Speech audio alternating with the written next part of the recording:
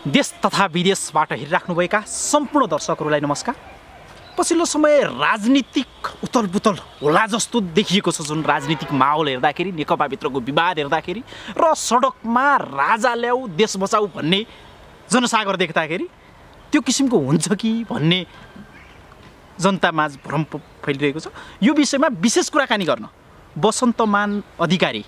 वसन्तमान सिंह अधिकारी राष्ट्रिय प्रजातन्त्र पार्टीका वरिष्ठ नेता हुनुहुन्छ। हजुरलाई स्वागत छ सर। धन्यवाद।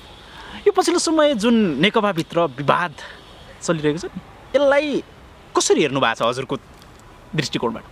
यो पछिल्लो समयमा जो नेपाल कम्युनिस्ट पार्टी भित्र जुन किसिमको एउटा द्वन्द्व सिर्जना भइराखेको छ, हजुर, जुन किसिमको अहिले एउटा बहुमत ल्याइकन हजुर सरकार बनाएर जुन जनताको चाहना र भावना अनुरूप हजुर एउटा समृद्धिको यात्रामा मुलुकलाई लिएर जाने भन्ने सपना बाँडेर आएको हो कम्युनिस्ट पार्टी। हजुर, उसले जनतामाथि यो 2.5 वर्षको बिचमा ठुलो धोकाधडी दियो।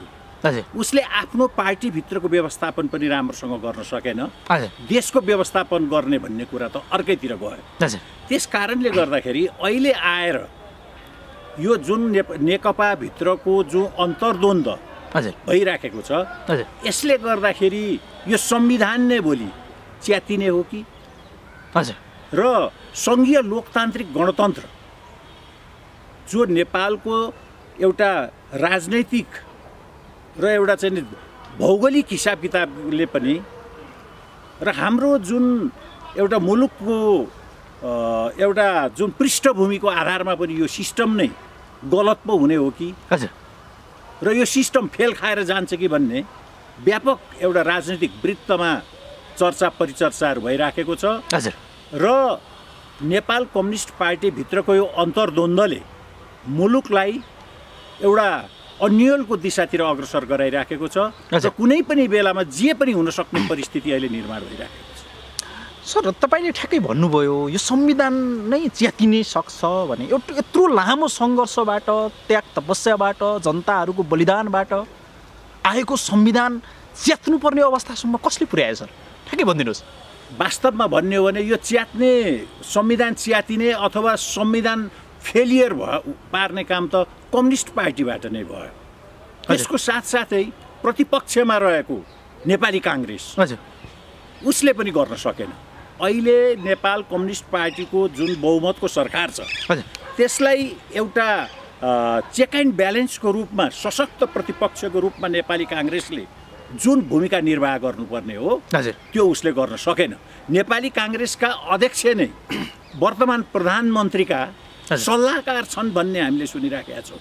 र यस किसिमले काले काले मिलेर खाउँ भाले भन्ने जुन एउटा पार्लियामेन्ट्री डेमोक्रेसीको नै एउटा प्रिन्सिपलको खिलाफमा जुन किसिमले सशक्त प्रतिपक्ष पनि गयो, त्यस कारणले गर्दाखेरि सत्ताधारी दल र प्रतिपक्षमा बसेको नेपाली काङ्ग्रेस दुवै नेपाली जनताको चाहना भावना र नेपालको एउटा जुन भू राजनैतिक अवस्था छ, यसको पनि बरखिलाफमा भएको हुनाले गर्दाखेरि यी दुईटै पार्टीको कारणबाट यो संविधान फेलियर भयो र यो डिफङ्क्ट भयो। संघीयता नै खारेज गर्नुपर्ने अवस्था हो। सङ्घीय लोकतान्त्रिक गणतन्त्र यो हाम्रो मुलुकमा यो अभाव सिद्ध देखियो।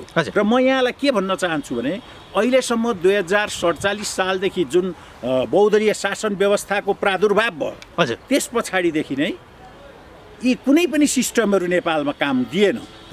जो हाम्रो बहुदलीय शासन पद्धति भनेको वेस्टमिनिस्टर सिस्टम, बेलायतकोलाई चाहिँ इमिटेसन गरेर हामीले ल्यायौँ, त्यसले पनि काम गरेन। 12-13 वर्षमा त्यो पनि फेलियर भएर गयो। त्यस पछाडि एउटा ठुलो एउटा चाहिँ अन्तर्द्वन्द्व, एउटा चाहिँ राजनैतिक द्वन्द्व पछाडि माओवादीहरूले जो चाहिँ 10 वर्ष एउटा जनयुद्ध गरे अथवा जुन एउटा द्वन्द्वको सिर्जना गएर चाहिँ मुलुकमा सङ्घीय लोकतान्त्रिक गणतन्त्र भयो, त्यो पनि 10-12-13 वर्षको बिचमा यो पनि फेलियर भयो। यस कारणले गर्दाखेरि फेलियर ठ्याक्कै भइसक्यो कि हुनेवाला क्रममा छ सर? यो क्रमको निचोडमा पुग्न आँटेको छ। यो फेलियरको अन्तिम करिब 90% यो फेल भइसक्यो। र बहुदलीय शासन पद्धति पनि त्यही भयो।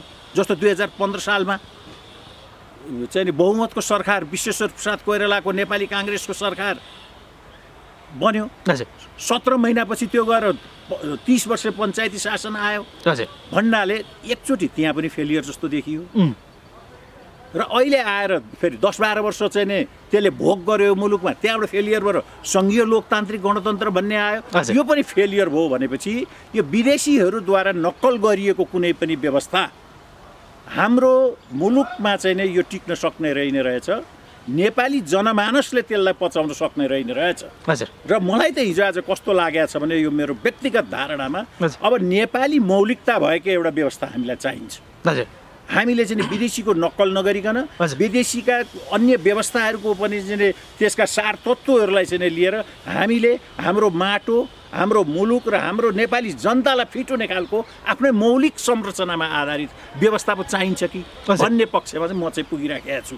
त्यस कारणले गर्दाखेरि अब हामीले त्यसतर्फ पनि ध्यान दिनुपर्छ। सर यो अहिले जुन नेकपाभित्रको विवाद मिल्यो भने पछि ठ्याक्कै नमिल्ने, मिलेन छुट्यो टुट्यो भन्दाखेरि ठ्याक्कै नटुट्ने, यो के भइरहेको छ? के कारणले भइरहेको छ? केपी ओलीको पक्ष हजुर र प्रचण्डको पक्ष यी भनेका दुईटा तरवार बेचुवा र घिउ बेचुवा जस्ता हुन्। हजुर एकले अर्कालाई ठग्ने काम। अब अस्ति चाहिँ उनीहरूको चाहिँ गाली गलौज पनि भयो, आरोप प्रत्यारोप पनि भने हजुर त चाहिँ 51 पेज भन्न साथ पेजको पत्र पनि भयो, पेज हो यी दुवै थरी जाली हुन्। यिनीहरू टिक्रमबाजी राजनीति गरिराखेका छन् र यी तरवार बेचुवा र घिउ बेचुवाको कथा त तपाईँलाई थाहा छ नि। हजुर यी तरवार बेचुवा र घिउ बेचुवा जस्ता भएर दुईटैलाई चाहिँ तपाईँको धोकाधडी दिन गएका र राष्ट्र र एउटा चाहिँ कुनै पनि देशको शासन व्यवस्थालाई सञ्चालन गर्न यस्ता नौटङ्गीवाला नेताहरूले गर्न सक्दैनन्। तिनीहरूमा एउटा गहिराई, पोलिटिकल इन्साइट भएको, राजनैतिक परिज्ञान भएका नेताहरू हुनुपर्दछ र नेपाल र नेपाली जनतालाई बुझेका खालका नेताहरू एउटा अनुभवी नेता भयो भने मात्रै हुन्छ। नेपाल र नेपालीलाई बुझेको अनुभवी नेता छैन र भने नेपालमा कोही पनि छैन। तर जेलमा 14 वर्षसम्म म बसेको, म नेता भएँ। डाका पनि 20 वर्षसम्म जेलमा बस्छ, तर नेता त हुँदैन नि भने। अब यतातिरबाट चाहिँ 10 वर्ष जनयुद्ध गरे भनेर मान्छे मार्न त के भगाभगी जसले पनि गर्न सक्छ नि। तर यिनीहरू भनेका यी सुपरफिसियल, हजुर यिनीहरू चाहिँ सतहको राजनीति गर्ने हुनाले नेपाली जनताको ठ्याक्कै मन छोएको यिनीहरूको केही पनि छैन।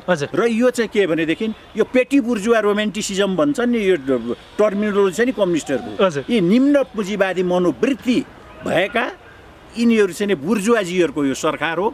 यिनीहरूले नेपाली जनता र नेपालको हित गर्न सक्दैनन् र देशको राष्ट्रिय अस्मिता पनि समाप्त गर्नेतिर यिनीहरू अगाडि बढेर गए।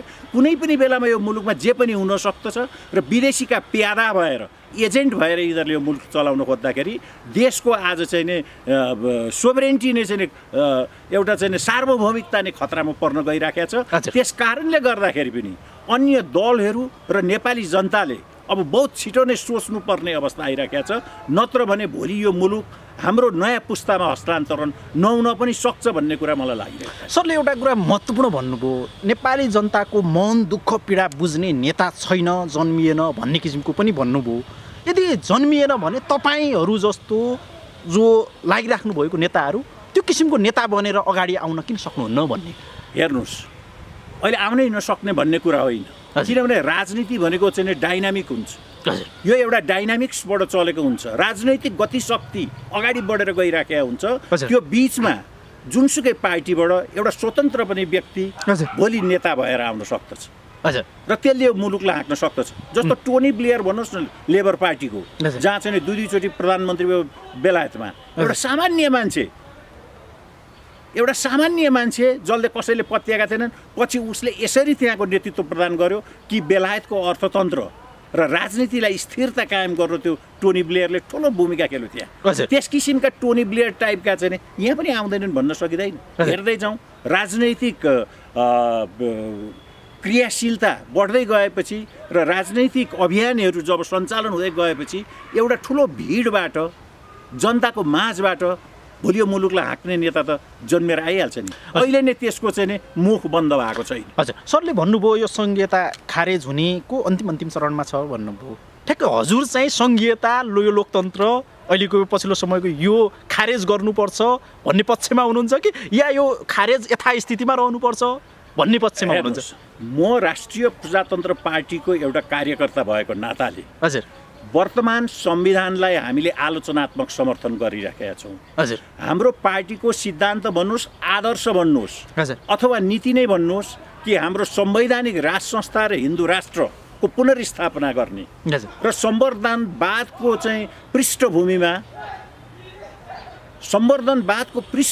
चाहिँ नि संवैधानिक राज संस्था र हिन्दू राष्ट्रको चाहिँ नि धरा खडा गर्ने चाहिँ राष्ट्रिय प्रजातन्त्र पार्टीको दृष्टिकोण भएको हुनाले गर्दाखेरि हामी निरन्तरता सहितको परिवर्तनमा हामी विश्वास गर्दछौँ। हामी क्रमाङ्गत चाहिँ नि विकासको चाहना हामी राख्दछौँ। कम्युनिस्टहरूले भने जस्तो क्रमभङ्ग हामी गर्दैनौँ र गतिशील निरन्तरता सहितको नेपालको धर्म संस्कृति चाहिँ नि संस्कार र हाम्रो धार्मिक परम्परामा आधारित व्यवस्था यो मुलुकमा हुनुपर्दछ र यदि त्यो हुन सकेन भनेदेखि यो मुलुक रहँदैन। यो रहँदैन। त्यस कारणले गर्दाखेरि हाम्रो यो पार्टी त्यो किसिमको भएको हुनाले हामी संवैधानिक राज संस्था भन्नासाथ हामी गणतन्त्रमाथि विश्वास गर्दैनौँ। तपाईँको यो गणतन्त्र खारेज हुनुपर्छ भन्ने पक्षमा गणतन्त्र मैले त अघि नै यहाँलाई निवेदन गरिसकेँ कि यो सिस्टमै काम लाग्दैन। हामी यो त टेस्टको भएर त्यसो भएपछि तपाईँ र सडकमा अहिले उर्लिरहेको जनसागर जुन राजा आऊ देश बचाऊ भन्ने एउटै हो। ठ्याक्कै यसरी बुझ्दा हुन्छ कि होइन? सडकमा पनि त्यो कुराहरू आइराखेको छ। भोलि पनि आउला, सदनमा पनि राजा ल्याउने कुराहरू उठाउला। हामी पनि हाम्रो पार्टीबाट गरिराखेका छौँ। देशमा राजा फर्काउँदा उचित छ भने यो माहौल होइन त त्यसरी अब चाहिँ नि कुरा चाहिँ नि एकै किसिमको एउटा आवाज आइराखेको छ। यसको मतलब हामी एउटै सङ्गठनमा छैनौँ। हामी राष्ट्रिय प्रजातन्त्र पार्टीमा छौँ। सडकमा गएका चाहिँ विभिन्न समूहहरू, विभिन्न नामका समूहका साथीहरू त्यहाँ उठिराख्नु भएको छ। तर के भने उहाँहरूको पनि रेस्टोरेसन अफ चाहिँ नि के अरे मोनार्कीमा उहाँहरू पनि जानुभएको छ। हामी पनि त्यसको रेस्टोरेसन गर्ने, पुनर्स्थापना गर्नको लागि गएका छौँ। तर हामी एउटै सङ्गठनको होइनौँ। हामी पार्टीमा छौँ। हाम्रो राष्ट्रिय प्रजातन्त्र पार्टीबाट हामीले आवाज बुलन्द गरिराखेका छौँ। उहाँहरू सडकबाट चाहिँ त्यो आवाज बुलन्द गर्नुभएको छ। फरक यति मात्रै हो। सर, मैले एउटा कुरा बुझ्न नसकेको के भने सडकमा हिजोको जनआन्दोलन त धेरै ठुलो जनसागरले परिवर्तन गरेको हो। तर अहिले त्यो किसिमको जनसागर राजा आऊ देश बचाऊ भनेर सडकमा उत्रिने पक्षमा त छैन नि त। तपाईँहरू कसरी राजा ल्याउनु? नेपाली जनता उत्रिँदैछ नि त भट्टाभट्टी। हिजो अस्ति आजभन्दा 5 वर्ष अगाडि यसरी सडकमा उत्रिएको तपाईँ देख्नुहुन्न थियो? अहिले कत्र कत्र जुलुसहरू आइराखेका छन्। विराटनगर हेर्नुहोस्, विराटनगरमा चाहिँ राजा आऊ देश बचाऊ भन्ने कत्रो ठुलो चाहिँ जुलुस निस्क्यो। अस्तिको धनगढीको हेर्नुहोस्, बुटौलमा हेर्नुहोस्, यो त थपिँदै गइराखेको छ। किनभने नेपाली जनता भनेका यो काङ्ग्रेस र कम्युनिस्ट पार्टीका पियावा मात्रै होइनन् नि। जनताहरू त कुनै पनि पार्टीको आग्रह र पूर्वाग्रहको पछाडि हिँड्दैनन् नि। जसले राम्रो गर्छ त्यसको पछाडि जनताहरू हुन्छन्। र यिनीहरूले कम्युनिस्ट पार्टीको सरकार र चाहिँ प्रतिपक्ष नेपाली काङ्ग्रेसले यो देशको नेतृत्व गर्न सकेनन्। जनताका चाहिँ चाहना र भावनाहरूको परिपूर्ति गर्न सकेनन्। र चाहिँ मुलुकलाई एउटा समृद्धि र विकासको यात्रामा लान सकेनन्। मुलुकलाई एउटा ओह्रालो यात्रातिर धकेलेर लिएर गए। त्यस कारणले गर्दाखेरि यिनीहरू नालायक हुन्। नेपाली जनता र नेपाल राष्ट्रको चाहिँ यिनीहरूले भलो गर्दैनन् भन्ने त नेपाली जनतालाई लागिसक्यो। अब जनताहरू चाहिँ एउटा उद्वेलित भएर, आन्दोलित भएर अब अहिले सडकमा आउन थालेका छन् र यो क्रम चाहिँ नि बढ्दै गइराखेको छ। हजुर, सरले भन्नुभयो जुन नेताहरू नालायक भए, यिनीहरूमा भिजन छैन, यिनीहरूमा क्यापासिटी छैन देश विकास गर्न सक्ने भन्ने त्यो किसिमको आरोप लगाउनु भयो। तर राजामा पनि त्यो किसिमको क्यापासिटी छ भन्ने प्रमाण त केही छैन नि। राजा तपाईँहरू आफूमा भरोसा नभएर त्यसपछि राजा ल्याउनुपर्छ भन्ने पक्षमा त हेर्नुहोस्, राजा नेपालमा चाहिन्छ भन्ने एउटा स्टार्क रियालिटी हो, कठोर वास्तविकता हो। नेपाल दुई ठुल्ठुला राष्ट्रहरू जनवादी गणतन्त्र चीन र लोकतान्त्रिक भारतको बीचमा अवस्थित हाम्रो यो देशको महत्त्वपूर्ण चाहिँ एउटा स्थान छ। संसारमा स्ट्राटेजिक पोइन्ट अफ भ्यूबाट पनि यो बहुत महत्त्वपूर्ण ठाउँमा छ। त्यसैले अहिले संसारको दृष्टिकोण, पश्चिमाहरूको दृष्टिकोण यो मुलुकमाथि परिराखेका छ। विभिन्न कोण र प्रतिकोणबाट आज यो मुलुकलाई हेरिराखेका छन्। त्यस कारणले गर्दाखेरि यो भिन्न भिन्न विचारधारा भएको चाहिँ दुई मुलुकको बिचमा एउटा सम्मानित संस्था यहाँ चाहिने रहेछ। चुनावभन्दा माथि उठेको, चुनावभन्दा माथि उठेको सबैले चाहिँ मान्न सक्ने एउटा संस्था भनेको त्यो राज संस्था हो। र त्यो राज संस्थाको कता कता आफूमाथि विश्वास नगरेको, आफूले देशको कार्यकारी राष्ट्र प्रमुख भएर हाँक्न नसक्ने, आफूमाथि आफूलाई अविश्वास भएको त्यो महसुस हुँदैन र भने हजुरलाई? एउटा राजालाई टक्क ल्याएर राख्नुभन्दा म कार्यकारी राष्ट्र प्रमुख हुन्छु भन्न किन सक्नुहुन्न भनेको तपाईँहरू? मुलुकको वास्तविकतालाई हेर्नुपर्दछ। हजुर, अहिले म राजा हुन्छु भनेर ठ्याक्क सिरबेस लाएर चाहिँ यहाँ डाँडा उभिएर राजा हुन्छ, त्यसको पछाडि त एउटा परम्परा, धर्म, संस्कृति र सबै कुराहरूले चाहिँ नि एउटा पृष्ठभूमिमा हुन्छ। नेपालको राज संस्था भनेको पृथ्वीनारायण शाहले नेपालको एकीकरण, यो 248 वर्ष पुरानो मात्रै होइन। हेर्नुहोस्, नेपालको राज संस्था भनेको 2600 वर्ष अगाडिदेखि यो मुलुकमा राज संस्था छ। हजुर, 2600 वर्ष अगाडिदेखिको। तर शाहवंशीय राजाहरूले मात्रै शासन गरेको 240-48-50 वर्ष समथिङ भयो। हजुर, भने यो किन हामीलाई आवश्यक छ भने यो अहिलेको टड्का र वास्तविकता पनि यो के छ भन्नु होला भने अहिले जो मुलुकमा देखिराखिया छ नि, हजुर, निर्वाचनद्वारा गएका व्यक्तिहरूले कत्रो भ्रष्टाचार, अन्याय, अत्याचार, मुलुकलाई नै अहिले चाहिँ नि धरौटीमा राखेर चाहिँ यिनीहरू बेच्नलाई पनि तयार भएको चाहिँ स्थितिमा यिनीहरू पुगे भने राजा भयो त्यो हुँदैन। राजा एउटा सम्मानित संस्था हुन्छ, ऊ चुनावबाट आएको हुँदैन। र राजा यदि यो मुलुकको माटो छैन भने, यो मुलुकको धरतीमा टेक्न उसले पाएन भने ऊ राजा रहँदैन। त्यस कारणले राजालाई सबभन्दा देशको माया हुन्छ र ऊ राष्ट्रवादी हुन्छ। र त्यसको पृष्ठभूमिमा नेपालमा नेपाली सेनाको पनि ठुलो देन छ।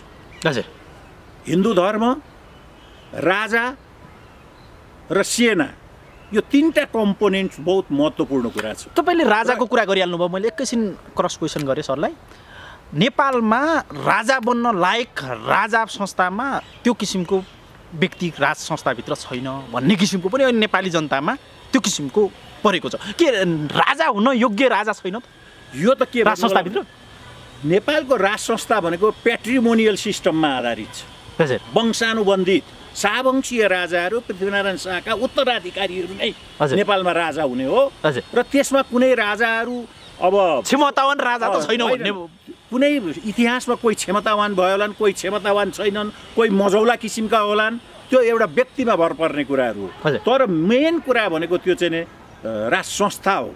म यहाँ व्यक्तिको कुरो गरिराखेको छुइनँ, म संस्थाको कुरा गरिराखेको छु तपाईँसँग। त्यस कारणले गर्दाखेरि चुनावभन्दा माथि उठेको सम्मानित राष्ट्रिय र अन्तर्राष्ट्रिय क्षेत्रबाट पनि सम्मानजनक स्थानमा बस्न सक्ने नेपालको राज संस्था भएको हुनाले गर्दाखेरि यसको पुनर्स्थापना हुनुपर्छ भन्ने राष्ट्रिय प्रजातन्त्र पार्टीको चाहिँ नि सिद्धान्त र दृष्टिकोण हो। तपाईँको मान्यता यो छ कि छैन, राजा बन्नलाई यो किसिमको क्राइटेरिया हुनुपर्छ, राजा बन्नलाई यो किसिमको क्यापासिटी हुनुपर्छ, यो किसिमको भिजन हुनुपर्छ भन्ने कुनै क्राइटेरिया छ कि छैन तपाईँको पार्टीभित्र, तपाईँको यो राज संस्था ल्याउने व्यक्तिहरूभित्र? राज संस्था भन्नासाथ हामी बडा महाराजा पृथ्वीनारायण शाहको दर्शनतानको कुरा हामी गरिराखेका छौँ। त्यो वंशबाट शाहवंशीय राजाहरूको कुरा गरिराखेका छौँ। त्यो किसिमको भिजनहरू व्यक्ति त चाहिएला नि राजाभित्र पनि? होइन, भिजन हुन्छ, राजामा किन हुँदैन भिजन? र त्यसको चाहिँ सबअर्डिनेटहरू पनि त हुन्छ नि, उसलाई सहयोग गर्ने सल्लाहकारहरू। राजा स्वयं एक्लैले त मुलुक चलाउने होइन। हजुर, त्यो त चाहिँ त्यसभित्र त धेरै कम्पोनेन्टहरू, तत्त्वहरू हुन्छ जुन तत्त्वले राजालाई चाहिँ सहयोग गर्छ र मुलुक चल्ने कुरा हो नि त। हजुर, त्यस कारणले गर्दाखेरि लोकसेवा आयोगको जाँच पास गरेर चाहिँ राजा हुने भन्ने कुरा होइन। यो प्याट्रिमोनियल सिस्टमको कुरा गरी वंशानुबन्धित हजुर हजुर व्यवस्थाको कुरा म गरिराखेको छु। त्यस कारणले गर्दाखेरि मुलुकमा यो अपरिहार्य छ। हजुर, जन आजको दिनमा हेर्नुहुन्छ भनेदेखि त यी दलहरू, नेपाल कम्युनिस्ट पार्टीले जुन मुलुकलाई एउटा भासमा चाहिँ नि दलदलमा फसाएर लिएर गइराखेको छ नि, यसले त झन् राज संस्थाको टड्का र आवश्यकता महसुस नेपाली जनतालाई गराइराखेको छ। हामी करिब अन्तिममा छु। अन्तिममा तपाईँ यदि राज संस्था ल्याउन चाहनुहुन्छ भने तपाईँको भूमिका के रहन्छ सर? म एउटा राष्ट्रिय प्रजातन्त्र पार्टीको कार्यकर्ता हुँ। हजुर, र यो मुलुकको राजा ल्याउन तपाईँको भूमिका के हुन्छ? यो मुलुकको स्थायित्व, शान्ति र अमन चयन कायम गर्न राज संस्थाभन्दा अरूको नेतृत्वबाट यो लाग्न सक्दैन। हजुर, र मैले आफ्नो पार्टीबाट, म कार्यकर्ता भएको कारणले गर्दाखेरि मैले नेपाली जनतामा जो एउटा चेतनाको स्तरलाई भराएर लिएर जाने, हजुर, र जनताहरूलाई एउटा राज संस्थाको पक्षमा र हिन्दू राष्ट्रको पक्षमा चाहिँ नि आन्दोलित गराएर लिएर जाने मेरो आफ्नो जे क्षमता छ म त्यही अनुसारको म सहयोग गर्न सक्छु। तपाईँको महत्त्वपूर्ण विचारको लागि धेरै धेरै धन्यवाद सर। यहाँको चाहिँ नि अनलाइन टेलिभिजन मार्फत मलाई पनि मेरा विचारहरू नेपाली जनताका माझमा राख्ने जुन अवसर दिनुभयो, र यहाँलाई पनि म हार्दिक धन्यवाद दिन चाहन्छु। हस्।